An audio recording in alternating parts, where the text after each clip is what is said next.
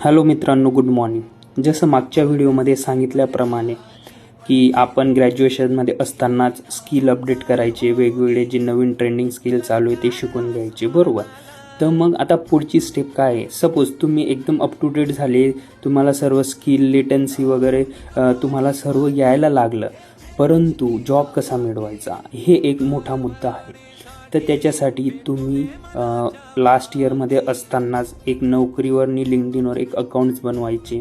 त्याच्यात तुमचा एकदम व्यवस्थित जो रिझ्यूमे तो बनवून त्याच्यात टाकायचा आणि त्यानंतर तुम्ही सपोज ॲप्लाय बी करत राहायचं. खूप साऱ्या कंपन्या त्या पोर्टलवर तिथं सर्च करत राहायचं आणि जी नोकरीची प्रोफाईल आहे ती 1 मंथ नंतर अपडेट होते, म्हणून तुम्ही दररोज अपडेट करायचं स्किल त्याच्यात दररोज स्किल आपलं अपडेट करत राहायचं आणि त्याच्यानंतर तुम्ही एखादा जॉब पाहू. आणि दुसरी गोष्ट म्हणजे सपोज तुमची कोणी रिलेटिव्ह किंवा मित्र परिवार असतील कंपनी, तर त्यांच्याशी बी कॉन्टॅक्टमध्ये राहायचं, कारण जे जॉब वगैरे व्हॅकन्सी निघाली स्टार्टअप मिड स्केल कंपनीमध्ये तर ते तुमचा रेफरन्स देऊ शकता. थँक्यू मित्रांनो. काय असेल तर सांगा.